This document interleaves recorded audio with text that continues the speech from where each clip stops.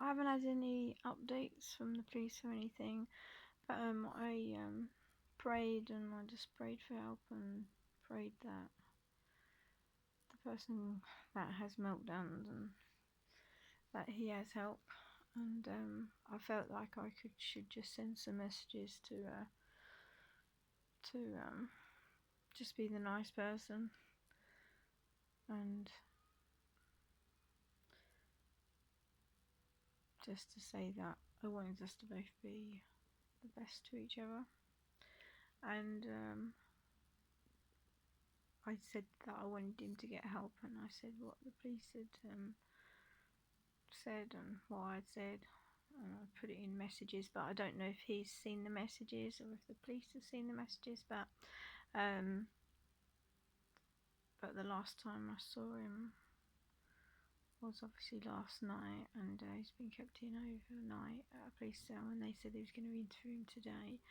So it's quite late now. It's about 6 or 7 o'clock in the evening. So I've seen that the messages have been read that I sent, but no response. So I'm just don't know what to think. Obviously it's a good plan for me to just get on with my life and to not be needy. But being someone that cares, I worry about him, and I worry that he gets so many things muddled up, and he does have violent meltdowns, aggressive and violent and verbal diarrhea, and he says really lots of very insulting and abusive things, and I still love him. So, but obviously it'll play on my mind if I think he actually meant them, but a lot of the time I think that he doesn't mean what he's saying. He just says a lot of stuff to hurt because he's hurt. And so I wanted to have a special weekend this weekend. So it's my dad's birthday, and obviously I don't have my dad any longer, and I wanted to do a remembrance day for him, but now I'm kind of just a bit pooped. Don't know what to make of anything. It's hard, the people that we love, isn't it? Why do we love these people when, he can be, he has shown the ability to be great? And so I sent him messages saying that I should have praised him more when he did good stuff, and as well as when I complained about stuff I didn't like. Anyway, I don't know what I meant to do. I've got lots of evidence on my phone. I've got lots of journals. I've been keeping a blog in a journal form for a long time. So it's been a lot of abuse, and I just wanted to help him to be a calm person, that he would not be violent and aggressive and abusive. And so I don't know what to make of anything. So sad. Well, anyway, I'm keeping this blog, and let's hope that the talking to and the arrest might have brought him to his senses a little bit. He might be not wanting to talk to me, which obviously will give me some peace.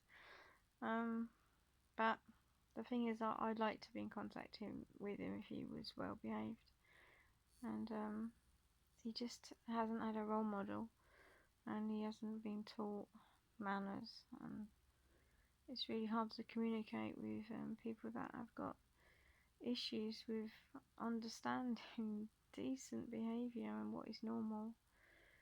So, but he's still lovable. Everyone has their bits of being lovable, But the police said I could end up in a body bag, and it's quite a, you know, quite a daunting thing for them to say that they might accidentally kill me, because I don't feel like he would intend to do that. But he does have a meltdown like a 2 or 4 year old, and but because he's a grown man of like 6'2" or 6'4", I can't remember, he's that somewhere in that range.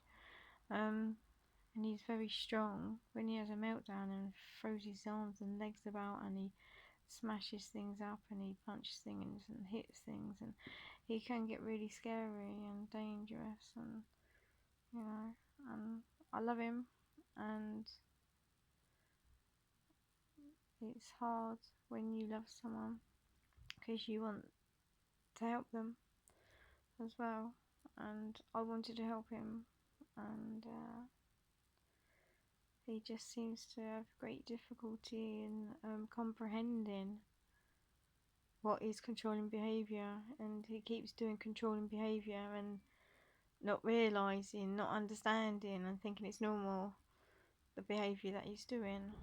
Um, so I'm pretty sad because I didn't want this to happen, and I wanted everything to be fine. But of course, because I've come from a lot of abuse myself, and obviously he's abused me, I'm extra sensitive, and you know, and the slightest sign of control, and I've been you know, pulling him up on it.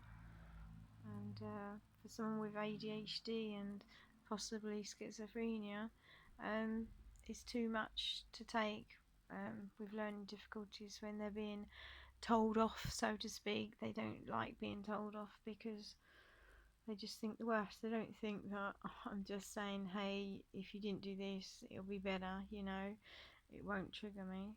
So obviously the things that he's done are things that have triggered me, and so I've had to say them to him, and he just thinks that I've been picking on him, and obviously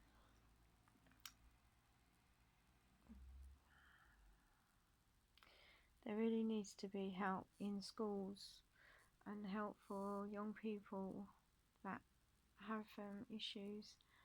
Perhaps there needs to be even lessons on getting on in society, because there are some children obviously raised in situations where they're not shown the right way, and if they've only had bad role models, how can they get on in society? How can they, if the role model that they've had, if they look up to that role model, but that role model has set the wrong example, and you know, and they revere that person or those people, um, it needs to be addressed. Um, because me complaining to him, you know, he's got this other person, other people in his life that don't know how to act, and giving him guidance and saying that I'm, you know, expecting too much, or that I'm out of order, when I'm just expecting what is normal in society, which is treat other people how you want to be treated, basically, and not to trigger people. If they say they don't like something, you don't keep on doing it, and he's thinking that that's abnormal, and which is a shame. So if it was taught in schools, if manners, I think we need to have manners taught in schools, because if it's not at home, then society is going to suffer from people that have the delinquent behaviour, and it's not fair that they just end up in prisons and things like that when they have, you know, they're already having a tough time. That's why they don't have their manners. How did I learn my manners? I had a good nan and that taught me manners, and I also went to church, and that taught me manners. I didn't really have good role models at home either. So But I learn, and but I'm not perfect, obviously, and I make mistakes, and I admit that, and I just like to be at peace with everyone. I don't like to have any fallouts with anyone, and so I do admit that I was too blunt.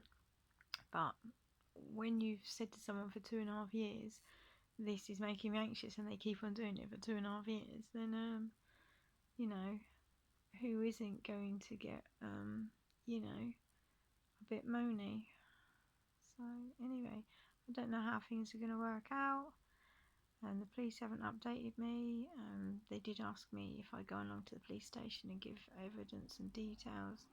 I'm not sure what I think. I did phone up the police for mental health.